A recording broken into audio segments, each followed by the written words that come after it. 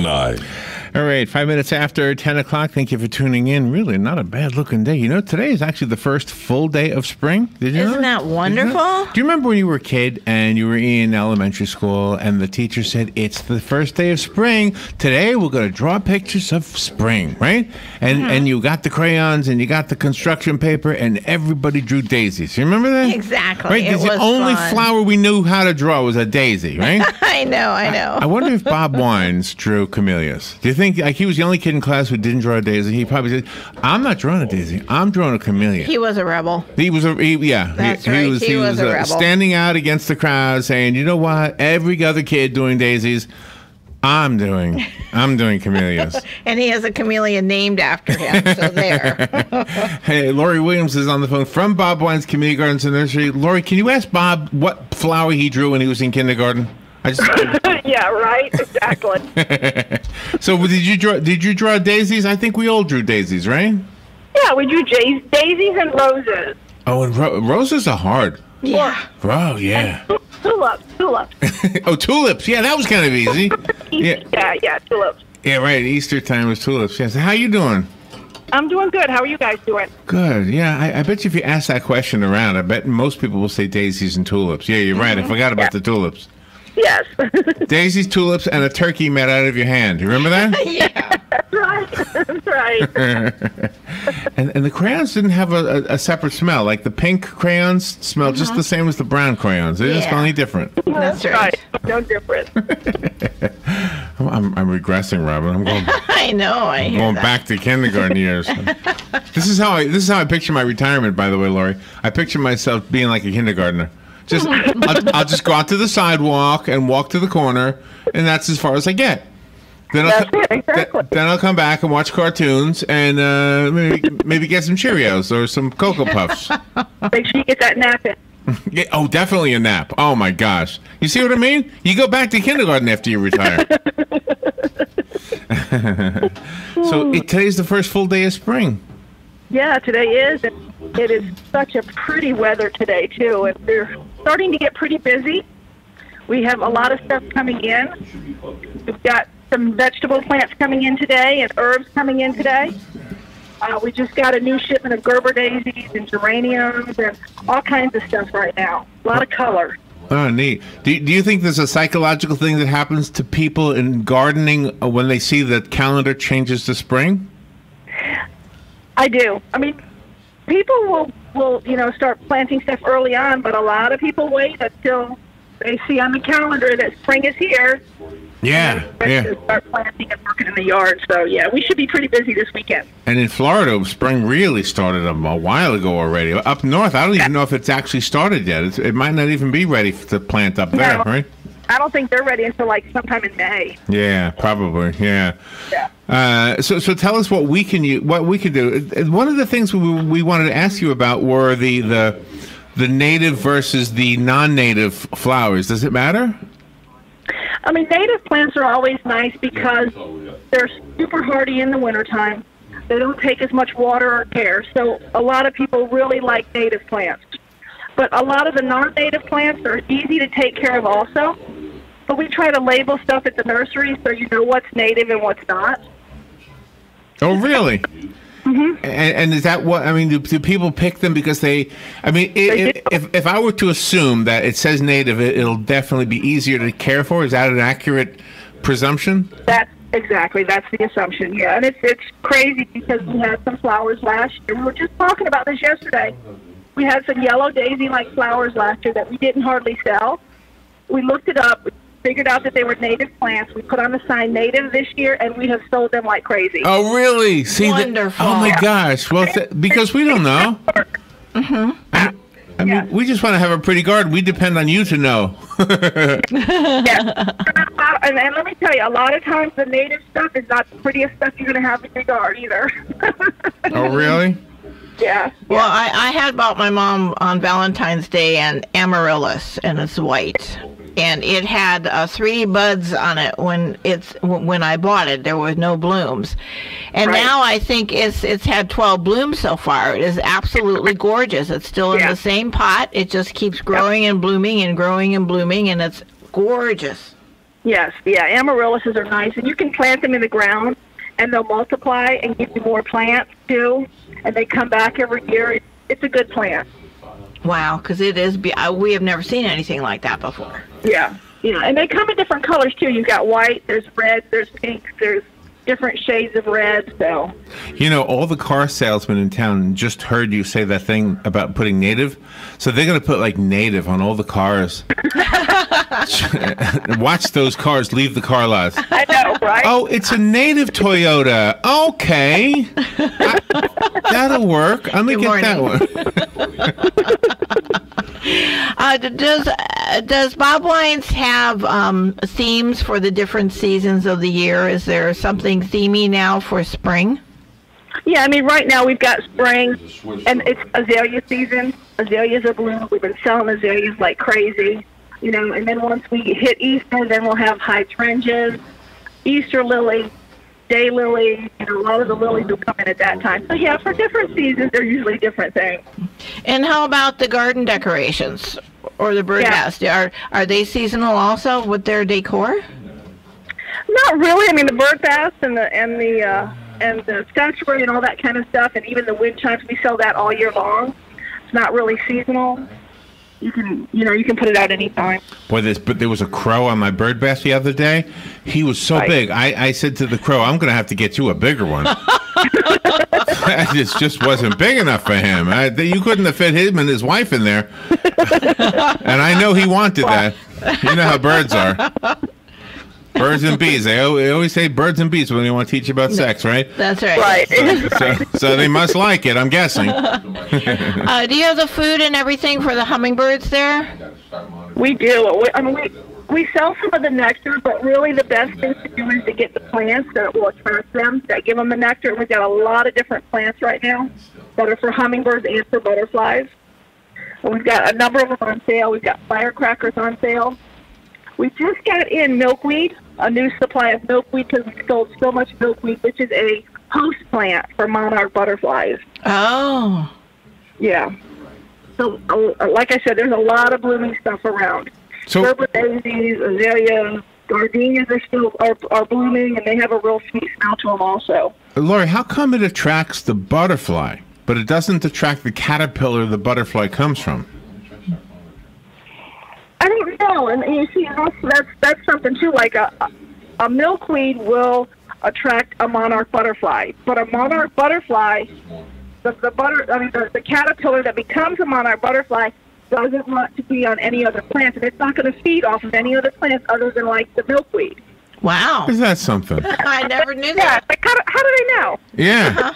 Yeah, how do they know? God is a genius. That's what I always say. Yeah. Now we see these trees that are real bushy. I can't remember the name of it, and then they're always cut down to about 3 feet off the ground. And now all of a sudden there are these tiny branches with tiny leaves growing out of it, and in a couple months it's going to be all big and blooming again. What kind of tree is that? I think that's the crepe myrtles you're talking about. Oh, that's what Larry said it was. He said it was a crepe myrtle. Crepe myrtle. Wow. You don't want to butcher them. You don't want to trim them all the way back to nothing. Mm-hmm. You want to trim them, so that you get the new growth on them. But a lot of people go in. I've seen people take a chainsaw, cut them with a chainsaw. I'm like, oh man, you don't want to do that. Wow. But, yeah. So I got that one right, but don't depend on me for job. Gardening information. That was a lucky guess. Do you have any trees on sale? We do. We've got a lot of trees. All of our trees actually are buy one, get one half price. That's what I'm looking for. And we deliver them and plant them and guarantee them, or you can pick them up yourself and install them yourself. Oh, that's really wonderful. And how do you prepare the ground for a tree? The best thing, we carry a really good potting mix. And you get a bag of potting mix when you buy the trees, and you're going to plant it in that potting mix, and then mulch them good when you're done, and then we give you a watering sheet, gives you all the instructions on watering and fertilizing, and even planting. The planting instructions is on that sheet also. So, oh, my. Yeah. So let's give people instructions so they know how to get to you.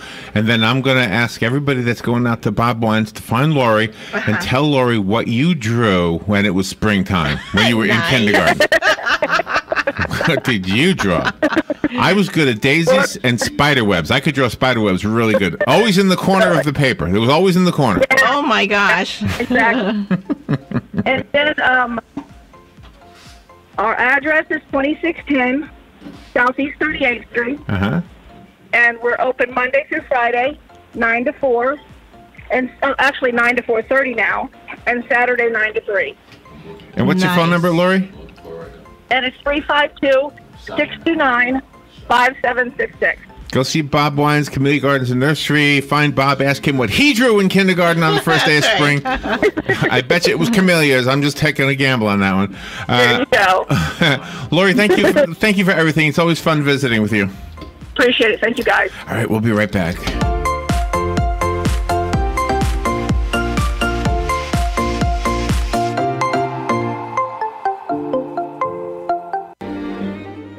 Winter Guard International Southeast Power Regionals are coming to CFE Arena at the University of Central Florida in Orlando on Saturday, March 23rd through Sunday, March 24th. This competition brings together the premier color guard ensembles in the region to compete for top honors ahead of the World Championship events in Dayton, Ohio in April. Tickets are available at the door only. For more information, visit www.wgi.org.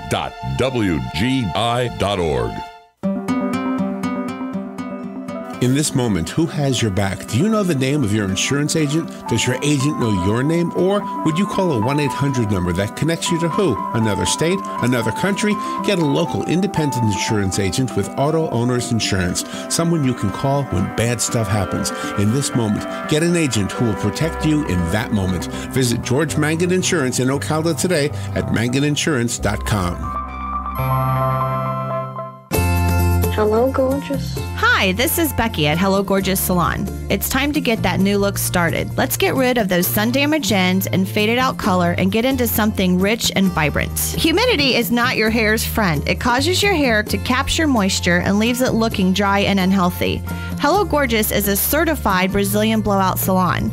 We can tame those locks, leaving your hair healthy and shiny with a Brazilian smoothing treatment. So let us help you make a great first impression. Call us today to set your appointment at Hello Gorgeous. Our number is 352-351-5358. Again, that's 352-351-5358. And don't forget, we also do men and children's cuts too. 351-5358. Hello Gorgeous is conveniently located in the heart of downtown Ocala. So call today and set up your appointment at Hello Gorgeous Salon at 351-5358. That's 351-5358. Hello, gorgeous. Scusa, just in case you don't know, there's a real Italian bakery in Ocala. The name is a Magnolia Bakery, and they make a hard crust of bread, also known as Italian bread. Don't forget the pastries and the cakes, too. All right, thank you for tuning in this morning. About 19 minutes after 10 o'clock. It's the first full day of spring, by the way, Robin. Oh, yeah, it's gorgeous out So there. we were just talking about when we were kids, right? What did you draw in kindergarten on the first day of spring? Everybody said daisies, right? Mm-hmm. Or tulips. I used to draw spider webs. Another thing that spring always ushered in was the baseball season, right? Yes.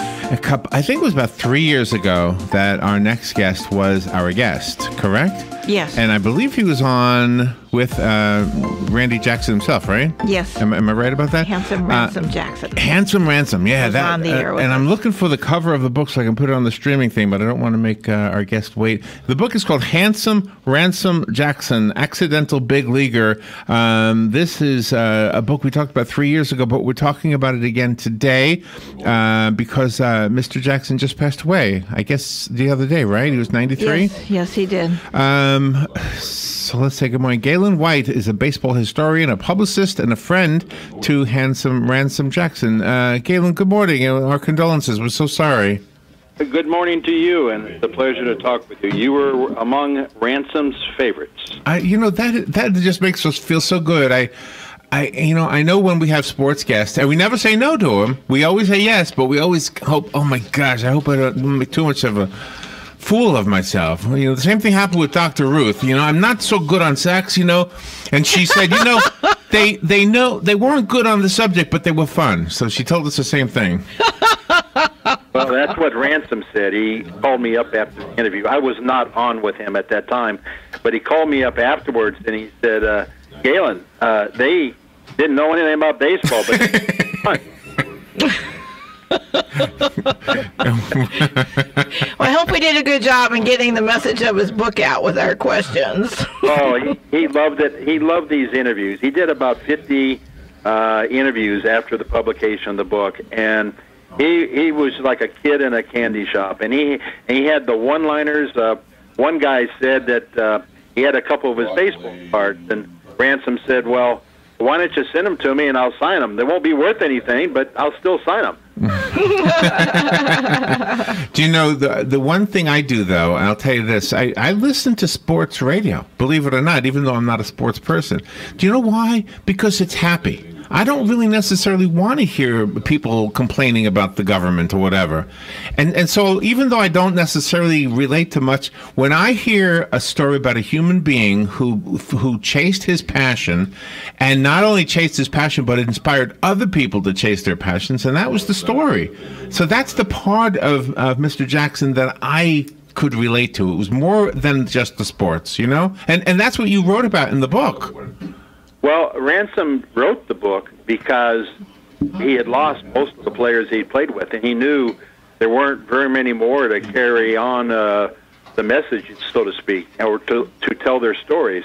And that's why he reached out to me and wanted me to help him write it. And, of course, he's a national treasure. And the things that he had done in his career, and most of them by accident, is amazing. Playing football in college with the great Bobby Lane. He also played baseball with Bobby Lane, who went on to become known as the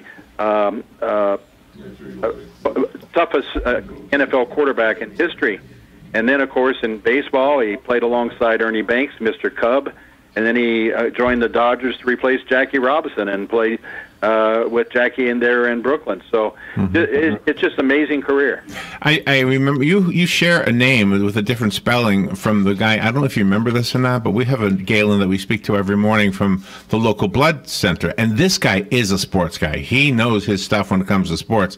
So your book went to him. We ended up giving it to him. Well, Ransom was such a humble man.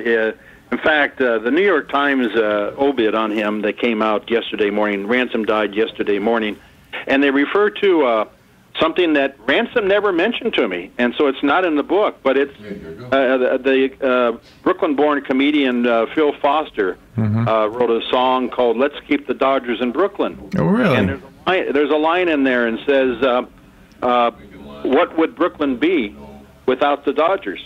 Well, Brooklyn would be like socks, like a pair of socks that's holy, like Jackson and Somoli. Oh, wow.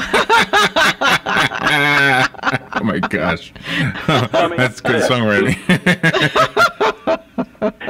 Yeah, a pair of socks that's holy without Jackson and Somoli. He never mentioned that, and so it's not in the book. But this was the thing with Ransom. There were so many things that happened in his career that he just considered to be ordinary. Just like being the last Brooklyn Dodger to hit a home run in 1958. He didn't know that was the case until 30 years later he was answer to a trivia question at Good Morning America. Well, that's kind of funny. So tell us about the relationship you had with him, and how did the book come about? Did you propose to him that he write a book, or did he come to you and say, "Hey, I want to write a book, can you help me?" I was sitting in my gazebo overlooking a river here in Fort, Tennessee, and a friend of mine had come down from the street. He had given Ransom a copy of my first book, Bilko Athletic Club. Ransom is mentioned in the book. We call Ransom, and we have a nice little conversation. He mentions, I've got about 80 pages on a yellow legal pad of notes from my career. I'd like for you to look at it. And I agreed to do that, but I also said to him, I don't have time to work on a book right now. Well, he persisted. I always remember his breakthrough. I was watching my grandson play a Little League game in Cartersville, Georgia, and he hit a double, just as Ransom called me. He hit a double, and biggest hit of the whole year. And I pick it up, and here's Ransom, and I said, well, my grandson just hit a double like you did, Ransom. And he says, are you going to do the book for me? He wouldn't let up, huh? He wouldn't let up. So I went over and visited he and his wife, Terry, and after I met him and talked to him, I couldn't say no. And so we started to work on the book and worked from the notes he had originally prepared, and then just a series of interviews, and we called it frickin' and frackin'. And we just went back and forth until I picked every cobweb out of his brain, except the one about let's keep the Dodgers in Brooklyn. I blew that one. No. Oh, wow. You didn't know. You didn't know. And so the book has been out 3 years now. If those who want to check out the book, it's called Handsome Ransom Jackson, Accidental Big Leaguer. It is written by Ransom Jackson Jr. and our guest, Galen White. And by the way, Mr. Jackson just passed away yesterday. And I didn't realize it was that recent, I guess. Well, yes, he had,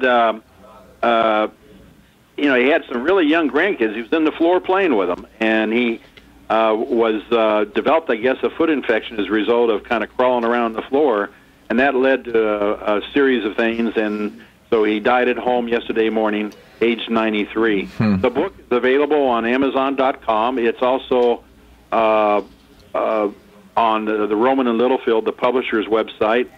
And also, if out there, I'll give you folks, I'll give you my email address, and I have a few signed copies of Ransom, maybe about 10 copies.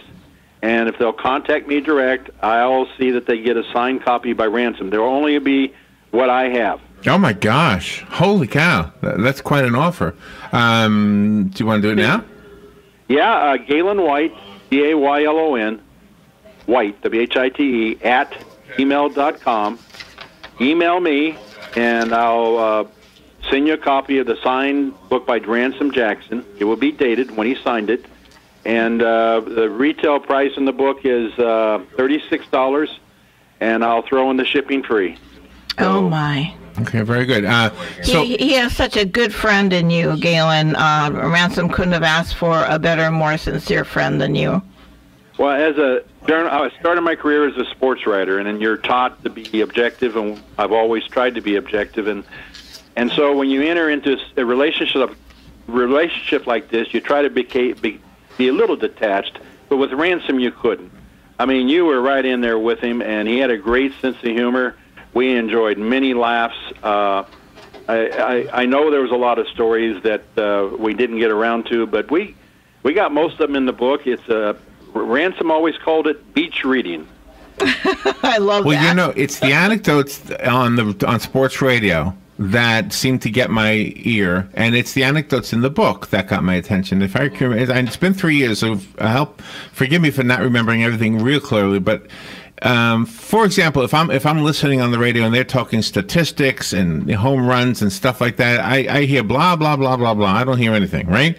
And then they start talking about the time that they pranked their coach. Oh my gosh! Then I'm paying attention to the whole thing. So that's the kind of stuff. That's what I like, and the book had lots of anecdotes, didn't it? Yes, it did. And you have to have a few stats for the baseball fans, but we tried to make it mostly stories. One of my favorite stories I'd like to just share with you briefly is Ransom was such a humble man. Prior to joining the Dodgers in '56 and his competition with Jackie Robinson, he was a two-time National League All-Star at third base. So here he comes into the Dodgers, a big star in his own right, and he winds up not starting. He winds up being a backup, sitting on the bench. And I always liked, I'm going to read from the book here. He said, I expected Jackie to start all along. Completely agreed with Walter Alston's decision. It was the right thing to do. And then this is what I love about Ransom. Looking back, my situation was similar to an actor, a star in some circles, getting the chance to be in a movie with far bigger stars like John Wayne, William Holden, Burt Lancaster, Gary Cooper, and Marilyn Monroe. I had a conversation with the director that went like this. You're going to be the sheriff who shows up once during the movie, and you get shot at the end. Great, man, that's fine with me. The way I figured it, people would be talking about who shot the sheriff, and perhaps even the sheriff. Oh my gosh, you give me chills. Honestly, I have goosebumps. I remember it as a really fun book to read. Galen, thank you for letting us know that Ransom Jackson had passed away. Thank you for sharing that with us, and the fact that he considered our crazy, uneducated interview one of his favorites made us both feel very good. But right at the top, and I also want you to know this. Yesterday was the first day of spring, I understand. The Dodgers and the Cubs, his two old teams, played each other in spring training. And Ransom Jackson was greeted at the pearly gates by Ernie Banks, who said, "Let's play too." Oh, my gosh. You're going to make me cry. Wow. Galen, thank you again. Thank you. And please come back with anything you have. We love having you on the show. I look forward to it. Thank you very much. Thank you. We'll be right back.